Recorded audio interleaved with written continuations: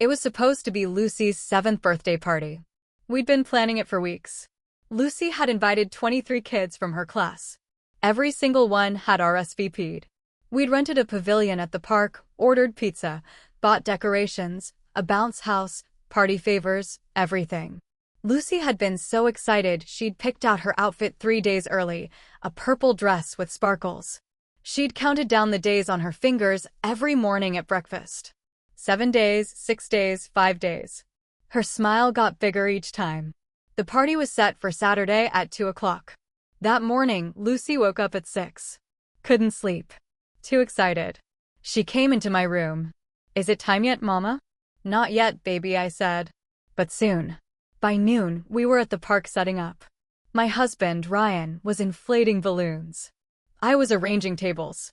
Lucy was running around checking everything, making sure the bounce house was properly secured, making sure the pizza warming bags were ready. At 1:30, we were ready. Everything looked perfect. Lucy stood by the entrance to the pavilion, watching the parking lot, waiting for her friends. 2 o'clock came. No one showed up. 2:15, still no one. 2:30, the parking lot stayed empty. Lucy's face started to change from excited to confused. From confused to worried. "Mama, where is everyone?" "I don't know, baby," I said. "Maybe they're running late." I pulled out my phone, started texting parents. No responses. Tried calling. Voicemail, voicemail, voicemail. By 3 o'clock, Lucy was crying. Nobody came. Nobody wanted to come to my party. "That's not true," I said. But I didn't understand what was happening. 23 kids, 23 confirmed RSVPs, all no-shows. That doesn't just happen. Ryan and I looked at each other. Something was wrong. We packed up, took Lucy home. She went straight to her room. Wouldn't come out, wouldn't eat cake, wouldn't open presents, just lay on her bed crying. I'd never seen her so hurt, so betrayed, so small. That evening, one parent finally called me back. A mom named Jennifer. "I'm so sorry we didn't make it today," she said. "But you canceled the party, so we made other plans." I froze. "I didn't cancel anything." "Yes, you did," Jennifer said. "Your mother-in-law called me yesterday. Said the party was off, that Lucy was sick." She sounded very concerned, very apologetic. My blood ran cold. "My mother-in-law called you?" "Yes, she called all the parents. At least that's what she said. She had a list. Said she was helping you make calls because you were too stressed dealing with Lucy being sick." I couldn't breathe. Lucy isn't sick. The party wasn't canceled. My mother-in-law had no authority to make those calls. Jennifer went quiet. "Oh no. Are you saying the party actually happened?" "Yes," I said. Lucy stood there for over an hour waiting for her friends. She cried herself to sleep thinking nobody wanted to come. "I'm so sorry," Jennifer said. "I had no idea." She sounded so convincing, so official. I hung up, looked at Ryan. "Your mother called every single parent and told them the party was canceled." Ryan's face went pale. "What?" "She lied. Told them Lucy was sick. Convinced them not to come. Lucy's birthday was ruined because your mother sabotaged it." Ryan grabbed his keys. "I'm going over there." "I'm coming with you," I said. We drove to my mother-in-law, Diane's house. Didn't call ahead. Just showed up, knocked on the door. She answered with a smile. "Oh, hello. What a nice surprise. How was the party?" "There was no party," I said. My voice was shaking. "Because you called all the parents and canceled it." Diane's smile didn't falter. "I did what was best." "Best for who?" Ryan asked. "For Lucy," Diane said. "Those children weren't appropriate friends for her. I've seen some of them. They're too loud, too rough. Lucy needs better influences." "You don't get to decide who her friends are," I said. "Actually, I do," Diane said. "I'm her grandmother. I have a responsibility to guide her. And you two clearly aren't capable of making good choices for her." "You ruined her birthday," I said. "She cried for 3 hours. Thinks nobody wanted to come. Thinks she has no friends." "She'll get over it," Diane said. "Children are resilient." Ryan stepped forward. "You had no right to do that." "I had every right," Diane said. "You've been letting her run wild, letting her associate with anyone. Someone needs to set boundaries." We set the boundaries, Ryan said. Not you. Well, clearly you're not doing a good enough job, Diane said. So, I stepped in. I looked at Ryan. We're leaving and we're not coming back. Don't be dramatic, Diane said. I'll be dramatic if I want, I said. You deliberately hurt my daughter. You lied to 23 families. You sabotaged her birthday party. That's not guidance. That's cruelty. We left, drove home in silence. When we got there, Lucy was still in her room. I knocked softly. Can I come in? Yeah, Lucy said. Her voice was small, tired.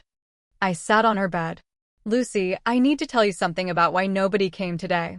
Because they don't like me, Lucy said.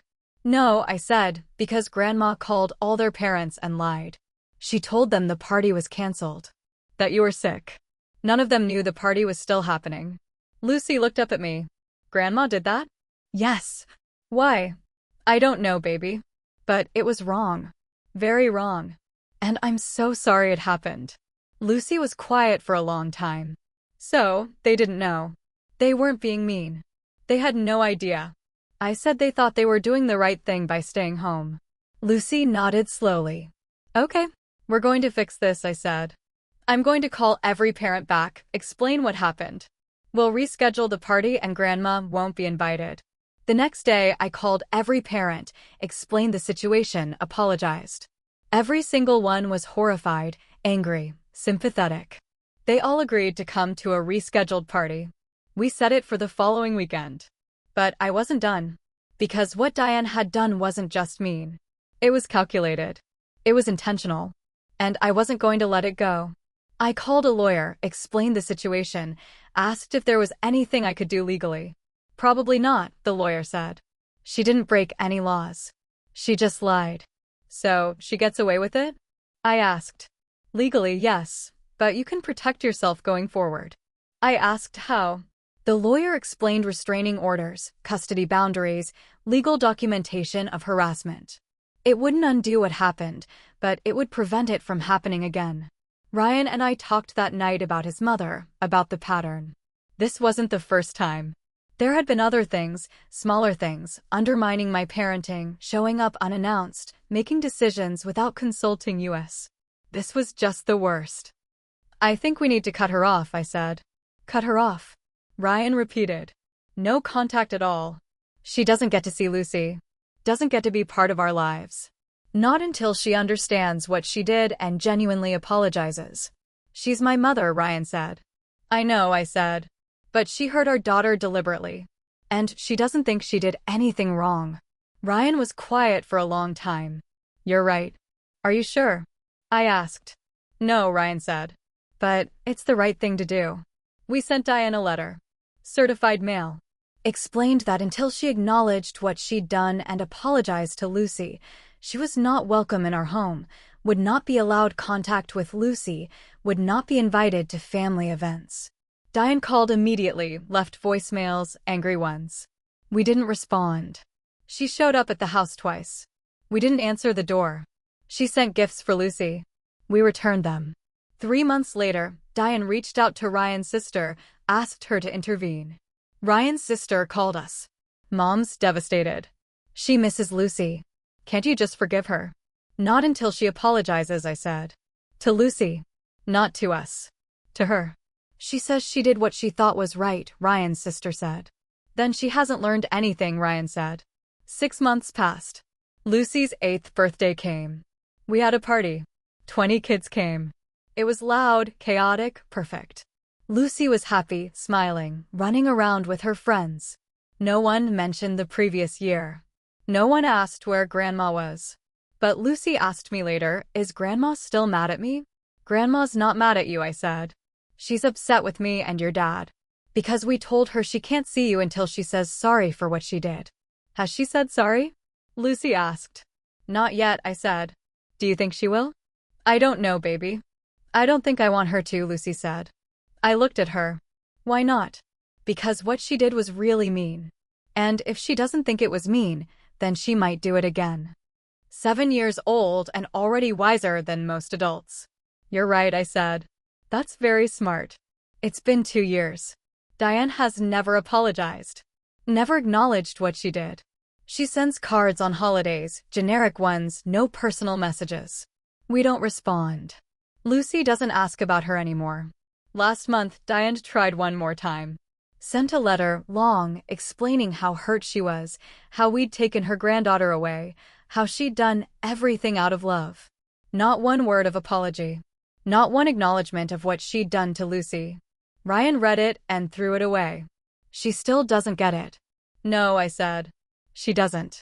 Lucy is 9 now, happy, surrounded by friends. Throws birthday parties every year, big ones. And every year, she looks around and says, everyone came. And every year, I'm grateful. Not for what didn't happen, but for what we protected. Our daughter's joy, her trust, her belief that people show up for her. Because they do. The right people do. So, tell me, did we do the right thing? Or should we have given her another chance? Let me know in the comments. And if you enjoyed this story, subscribe to Echoing Heart Tales for more. I'll see you in the next story.